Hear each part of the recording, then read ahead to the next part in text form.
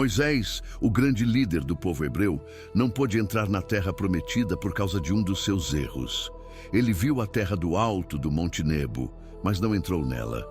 Com 120 anos, o líder morreu após uma vida de profunda comunhão com o Criador. O próprio Senhor o sepultou em um lugar desconhecido, em um vale da terra de Moabe. No entanto, o corpo de Moisés era alvo de muitas pessoas, entre elas o próprio diabo, que enfrentou as forças celestiais para conquistar o cadáver.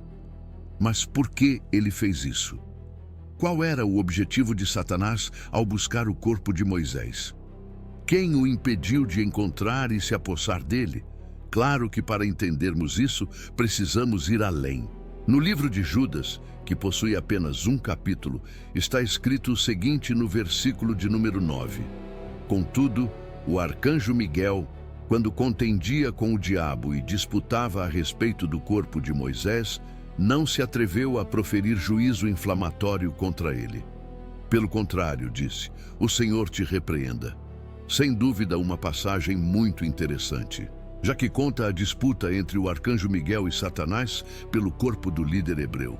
Porém, se formos procurar no Antigo Testamento, onde a história de Moisés é contada, nós não encontramos essa informação. Vejamos o capítulo 34 de Deuteronômio, a partir do versículo 5, que é onde está esse trecho. Assim morreu Moisés, servo do Senhor, na terra de Moabe, segundo a palavra do Senhor. Este o sepultou num vale na terra de Moabe, defronte de Bet-peor. E ninguém sabe até hoje o lugar da sua sepultura. Tinha Moisés a idade de 120 anos quando morreu. Não se lhe escureceram os olhos, nem se lhe debateu o vigor. É possível notar que o homem morreu quando ainda estava com relativa saúde, com os olhos operantes e o ânimo no alto. Dessa passagem, só há menção de que o Criador se encarregou de sepultar Moisés em um lugar que até hoje permanece desconhecido. Nem o povo hebreu da época, liderado por Moisés durante toda a travessia do deserto, sabe onde foi esse sepultamento. Se Deuteronômio não menciona o fato do diabo ter buscado o corpo de Moisés, como Judas sabia? De onde ele tirou essa informação para colocar lá em seu livro do Novo Testamento? Bem, esses fatos, na verdade, já eram conhecidos pelo povo judeu e tidos como acontecimentos históricos. Até mesmo um outro livro, considerado apócrifo, continha essa passagem. Judas estava mencionando um trecho de A Ascensão de Moisés, um texto que conta uma parte da história do mundo, desde a entrega dos 10 mandamentos até a época do autor. Nesse livro, a luta entre o arcanjo Miguel e Satanás pelo corpo do líder hebreu é mencionada. Reconhecendo a verdade do trecho, Judas utilizou essa parte. Porém, surgem dúvidas acerca do assunto. Se este livro possui um trecho tão importante e contém a verdade, por que ele não foi colocado na Bíblia? A resposta é simples. O livro contém a verdade, mas isso não quer dizer que todo ele seja verdade. Esse escrito pode conter fatos históricos e ser muito importante para o povo judeu, mas não faz parte das escrituras inspiradas pelo Espírito Santo, segundo o cristianismo. Como a verdade não importa onde esteja escrita. Judas usou um trecho, apesar de um livro não ser inspirado. Essa não foi a única vez que isso aconteceu na Bíblia. Vários livros do Antigo e do Novo Testamento citam outros diversos livros que não pertencem à Bíblia. Isso porque são importantes e contêm boas informações, mas ainda podem conter erros que os retiram das Escrituras Sagradas. Ou seja, apesar de o fato não estar em Deuteronômio, era de conhecimento do povo judeu e atestado historicamente por outros textos, ainda que não inspirados. Tendo essa fonte como base, Judas abordou o tema em sua carta. Prosseguindo no assunto, precisamos resolver algumas incongruências. No Antigo Testamento está escrito que o próprio Deus sepultou Moisés. Em Judas, no entanto, parece que o arcanjo Miguel é quem estava com o corpo do líder hebreu. Como conciliar essas ideias? É preciso entender que os anjos são servos e mensageiros do Senhor. Esses seres celestiais são enviados para cumprir missões dadas pelo Criador. Quando eles agem, não estão fazendo nada além da própria vontade de Deus. Então dizer que Deus sepultou Moisés através de Miguel não é nenhum exagero. Coube a esse arcanjo, o líder das hostes celestiais e um dos poderosos anjos guerreiros, cuidar do corpo do profeta até que esse fosse sepultado. Porém, enquanto cumpria essa missão, Miguel precisou enfrentar uma adversidade, a presença de Satanás. O diabo não queria que o arcanjo completasse o seu objetivo e sepultasse o corpo de Moisés com segurança. Provavelmente, Deus escolheu Miguel para realizar essa tarefa justamente por saber que Satanás atentaria contra ele.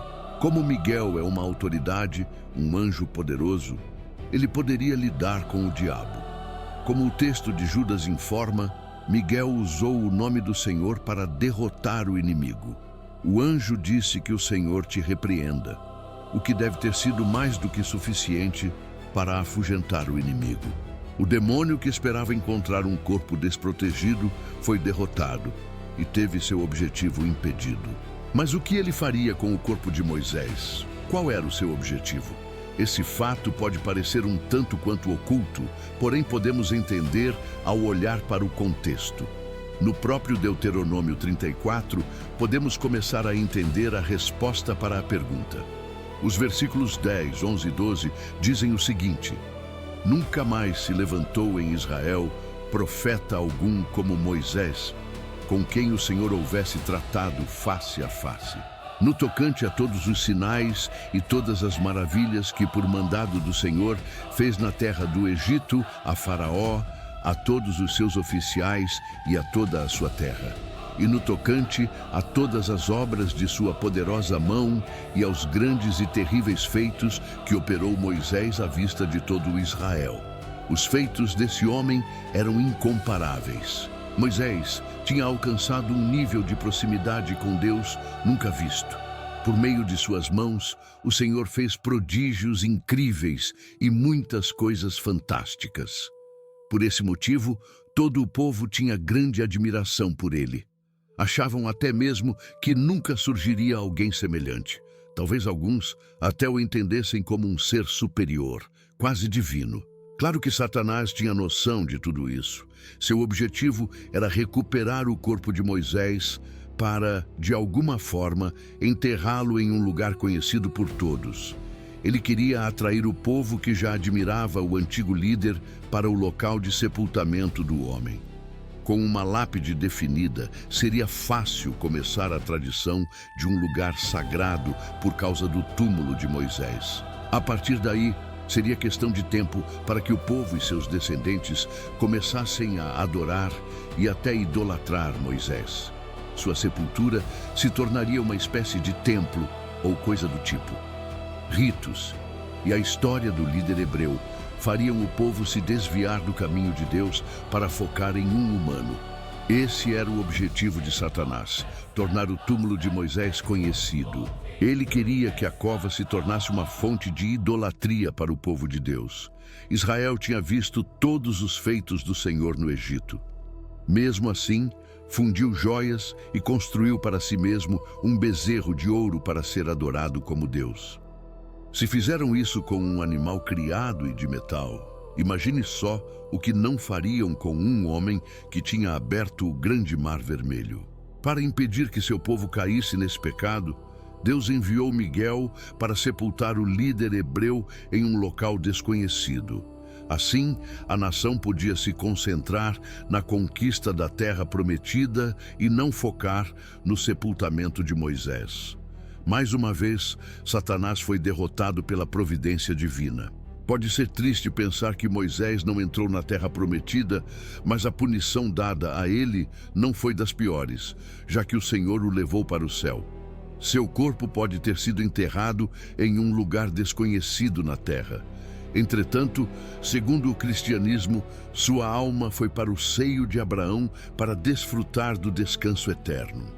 Essa história fascinante nos revela como Deus age para proteger seu povo, mesmo após a morte de seus servos mais fiéis. A sabedoria divina em esconder o corpo de Moisés impediu que gerações futuras caíssem em idolatria. O sepultamento secreto foi, na verdade, um ato de misericórdia para com todo Israel.